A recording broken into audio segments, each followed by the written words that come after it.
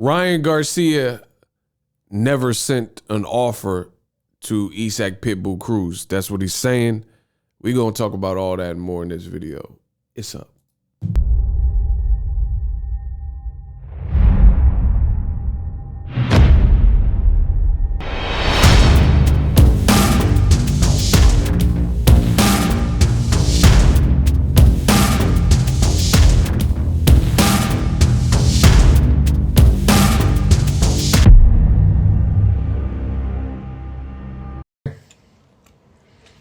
Cruz said that he'll fight me in my patio. He also said he'll probably beat me. We definitely have to see that. And I look forward to that fight coming back. It should be a good one. Cruz is a pressure fighter. Pretty good one. Has good little movement. Nothing I haven't seen before, but we'll have to see how he does against me. I'm still just as fast and explosive as I've always been. And I think that with my speed, my timing, my reach, I think that I should be able to get the job done. We'll see though. I mean, obviously he gave Gervonta a pretty tough fight. Some would say that he beat Gervonta. I had Gervonta winning by 2 rounds. Gervonta could have made it way easier than he made it. I think he gave him too much respect, but... Yo, what up, Fight World? It's your boy, Ego, and I'm back with some more boxing. Make sure you smash the like button. We working.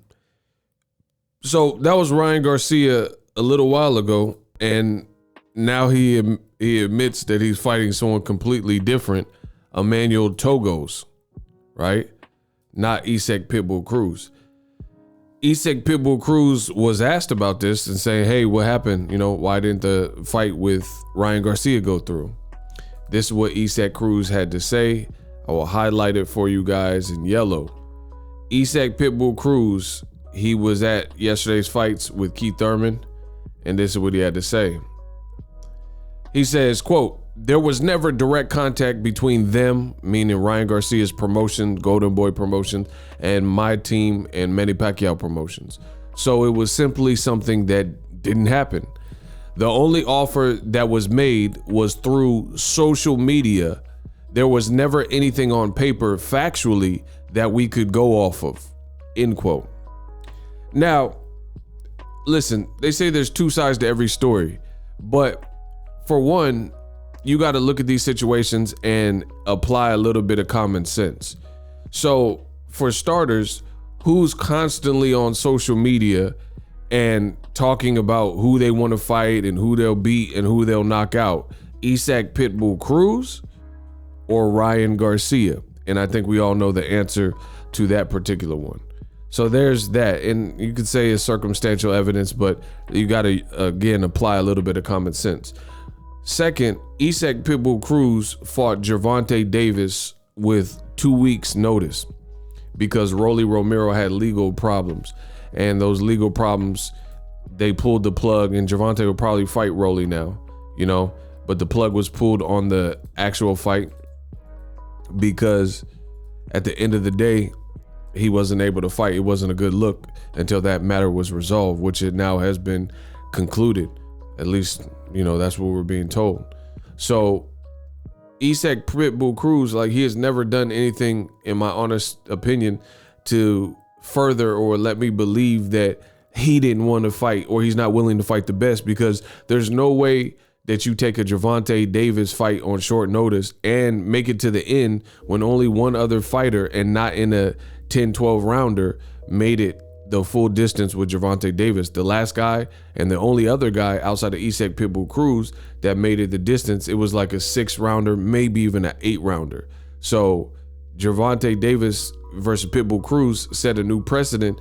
That's the only guy that's been in the ring with Tank Davis for 10 plus rounds and survived all 10 plus rounds, and, you know, did good in spots and things like that. So you're hard pressed to get me to believe, again, using common sense, that he is the problem. This is the guy out of Mexico who he took an opportunity, and Gervonta Davis even said this post-fight, his name has skyrocketed and the star is born even in the loss, right? And there's certain performances like that. But Ryan Garcia, we've heard nonstop who he wants to fight, who he intends to fight, and things like that without little action. So I believe Isak Pitbull Cruz here. In fact, so much so, before Emmanuel Togo's Togo sandwich was announced for the opponent for Ryan Garcia, right? At the end of the day, Ryan Garcia, I told you guys he wasn't fighting Isak Pitbull Cruz. And that's what happened. That's what came into the play.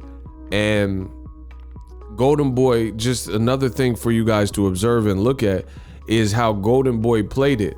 Oscar De La, I documented all of this in real time. Listen, on my channel, subscribe to my channel right now. I do the research so you don't have to. But if you remember my videos, Isak Pitbull Cruz was saying, I still want to fight, even after Golden Boy was saying, hey, we moved on because he turned down the fight. His team, Sean Gibbons, Manny Pacquiao Promotions president, they were saying, hey, let's make it. If you're serious about fighting, we can do pay-per-view on PBC. You know what I mean? We're still open to it. And that's the reality of it. So if you remember also in those videos that I did, Golden Boy's Oscar De La Hoya kept going on Twitter. That's the first. Listen, I've been in boxing long enough to know this. If somebody keeps getting on Twitter, that's not necessarily really handling business. And the chances of you actually manifesting and the fight coming into fruition at that given moment when you're all up on Twitter, that's not how business is conducted. Like, if I want to open a new checking or savings account with my bank, or if I want to open a loan, or if you want to buy a car and you want to get an auto loan, you don't go to Twitter and say, oh, hey, what car should I buy, and a bunch of other stuff like that. If you're looking to process a loan or buy a home, most people, reasonable people, they're not going to go to social media and, broadcast that they're trying to buy a car. They're going to go to a car dealership or somewhere that sells cars, or looking to classify someone who's selling the Mustang that they're looking for or whatever, and they're trying to handle it. But when Golden Boy immediately went to social media and kept saying that Isak Cruz don't want it and it's such a shame and all that, it just lets me know that they didn't really want this fight. And Eric Gomez did an interview which he incriminated himself, whether it was on purpose or not. And he says, we want Ryan to come back into a tune-up fight. Him fighting Togos, who's also on a long layoff, a year-plus layoff, shows me that they got their wish and they had no intentions of making a fight with a guy like Isak Pitbull Cruz. This is what they wanted for Ryan Garcia. He's coming off injury. He was dropped in his last fight. Canelo left. And Ryan Garcia is the new cash cow at Golden Boy. So they're going to try to,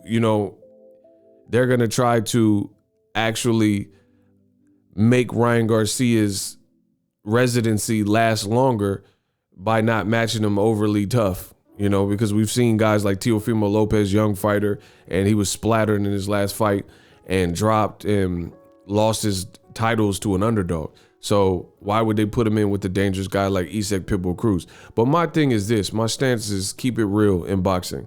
If your fighter needs a tune-up and you feel he's been a year out and he needs a tune-up, it's not, I don't even so much have a problem with that. But when you try to bash and lie and say that Isak Cruz is a chihuahua and he's ducking and he's afraid of you and he's a coward, yellow belly, these are different things, bro. These are different things. These are way different implications. If you just said, hey, we're coming off a lengthy layoff, we want to take it easy, we'll fight this guy who's a former champion or whatever he is, Togos, then that is what it is. But they try to make it look like Isak Pitbull Cruz wanted no smoke, and we know that's not the case. So I predicted these moments. I told you, Isak Pitbull Cruz is telling you that's why the fight didn't happen. He's like, there's really nothing to talk about. And you got to be very mindful and very curious as to why someone would run to social media like Oscar De La Hoya, a grown man. Oscar's older than me. You know, he's a grown man. You know, at the end of the day, on January 3rd, it was like, I believe it was January 3rd. He said that, oh, we sent an offer. He said, Cruz, get with your people. We're trying to make you this Ryan Garcia fight. Literally 3 days later, on January 6th, Oscar De La Hoya said, oh, it's a done deal. It's a wrap. He said, Cruz, he don't want no smoke. And we were willing to offer him so much money. And now Ryan's team is saying the same thing. But he said, Cruz is saying, you never wrote nothing on paper. This is the same thing. If you notice who really wants to make a fight, this is the same thing that Keith Thurman said on his fight week. He said he was asked about Terrence Crawford, and he says, they came to me with a whack proposal, and I asked for it in writing. It didn't happen, so the fight didn't happen. He said it didn't happen, so it didn't happen. So this is a common tactic. It doesn't matter. Not just Golden Boy. Top Rank apparently did this to Keith Thurman as well. If a fighter is saying, hey, I'm down to fight, but make me an offer or put your offer in writing, and then the person refuses to put it in writing, how serious can they possibly be about making that fight if they're not going to take the time to professionally like get a notary to pin it up and with the contract and the stipulation of what you're offering? And see, a lot of, you know, I've been in boxing for a while. If you notice, a lot of people don't want to do that because they'd rather just go to social media in the boxing game and say this person turned down our offer, but they don't want that person to have something tangible like a piece of paper and be like, yo, this is what the bull-ish that they sent me. Because the moment you put that in actual written form, now that's proof. This is actually admissible proof that you can then, if it was some BS, you can say, okay, hold on. Page 6, what you talking about? But that's what people don't want in boxing. They rather show a fake attempt to make the play and make the fight than to actually make the fight. That's a bar. They rather show these fake plays and fake hands like they want to make the fight than rather make the fight. It's just like in football, when it's 4th and inches or 4th and 1 and the team is trying to get the other team to go off sides, they really are going to punt the ball unless they can force the other team to go off sides and give them a first down. And when they see the other team is not budging, then they call a timeout and just punt the ball. These are like pump fakes that you see in boxing. You got to learn the signs. Subscribe to the channel. I promise I am the best in the business. We're going to continue cooking out the facts. But, you know, this Ryan Garcia, if you wanted him to fight Togos, it could have just been that. But to make Isak Cruz look like he's ducking, I mean, come on. Let me know how I did in this video. And I'm out. The future is now.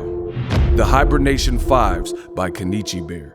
Hybrid gaming and lifestyle headphones.